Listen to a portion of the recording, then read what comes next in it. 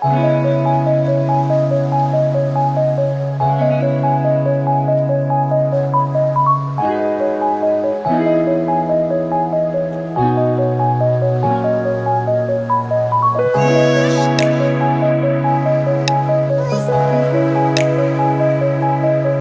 में 33 करोड़ की रेड, क्या है पूरा सच? एसआईबी की कार्रवाई और व्यापारियों का हल्ला बोल। नमस्कार, मैं हूं अंकित और आप देख रहे हैं R India today news. Chandausi की सबसे बड़ी खबर।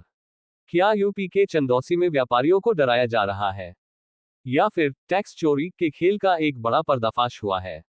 21 घंटे की मैराथन रेड, 33 करोड़ का सीज किया गया सोना और उसके बाद सड़क पर उतरा व्यापारियों का सैलाब।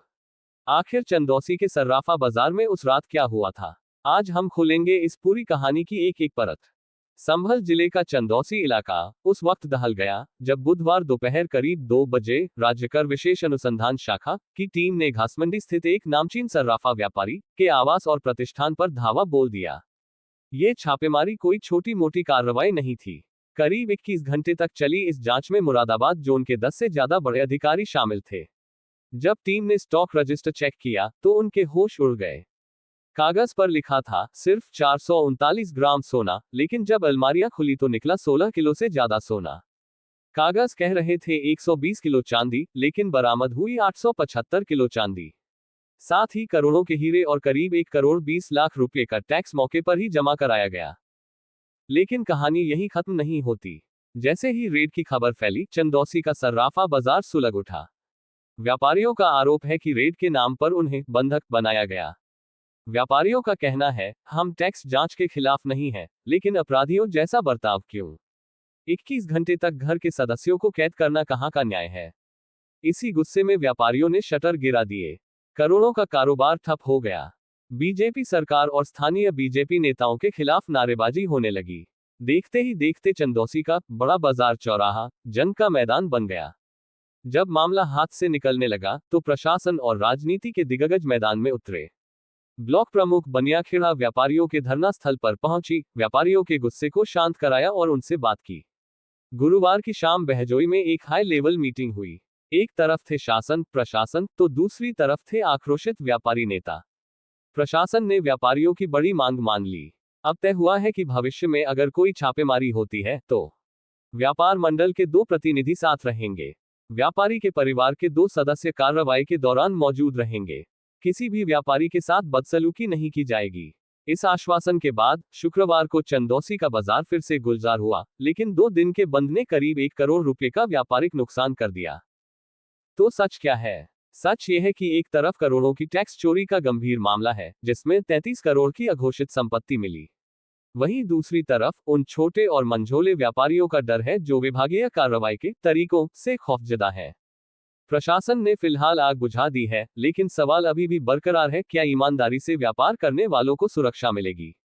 और क्या टैक्स चोरों पर इसी तरह का कड़ा शिकंजा बना रहेगा? आपकी इस रेड और व्यापारियों के धरने पर क्या राय है? कमेंट बॉक्स में हमें जरूर बताएं। अधिकारियों द्वारा आए दिन छापेमारी व्यापारियों की दुकानों पे प्रतिष्ठानों पे करी जा रही है, जिसका व्यापार मंडल पुरजोर विरोध करता है। उसी के विरोध के चलते हम लोग यहाँ पे सब एकत्रित हुए हैं और उसी विरोध में ही और व्यापारियों के समर्थन में आज व्यापारियों ने अपनी दुकानें बंद करी हैं। व्यापारियों को अवगत नहीं कराया गया, एकदम छापेमारी करी जाती है, इससे बाजार में हड़कंप मच गया है। इस तरह पूरे बाजार में आप देखिए हड़कंप का माहौल है, पूरा बाजार बंद पड़ा हुआ है, सब चिफरका मचा हुआ है बाजार में। जीएसटी अधिकारियों के खिलाफ नारेबाजी की और मामला सीधे मंत्री गुलाब देवी की चौखट तक पहुँच गया।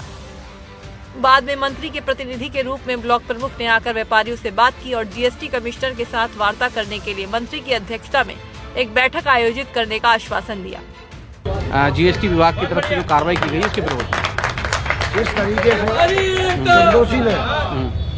से चंदौसी में ये चौथा वो है, धोखा छापा है। पहले 2 बढ़ चुके हैं, तीसरे बढ़ चुके हैं और चौथा ये छापा है। और 3 दिन पहले से रैगिंग हो रही है। उसके घर में आ गए और दुकान बंद कर दी और दुकान के बाहर घर पे भी है। चाहता है तो बात इनसे डायरेक्ट बीच में मध्यस्थता करा के आप लोग बात रखते हैं। नहीं, हमारी तो बात अभी यही बात हमारी जो हमारी बात यहाँ पे जीएसटी कमिश्नर ने हमारी ये बात जो वित्त मंत्रालय तक जानी चाहिए, जीएसटी के इस तरीके से प्राविधान बने कि व्यापारी समाज अपने आप को बेइज्जत ना समझे। हर उंगली शासन के प्रति उठती है, पार्टी के प्रति उठती है, और जबकि पार्टी की और शासन की इसमें क्या गलती है? लेकिन अगर अधिकारी नहीं, यस, अब ये बंद करते हैं और क्या करते हैं? मंत्री तक जानी चाहिए, वित्त मंत्री से बहगी, वित्त मंत्री से जानी चाहिए।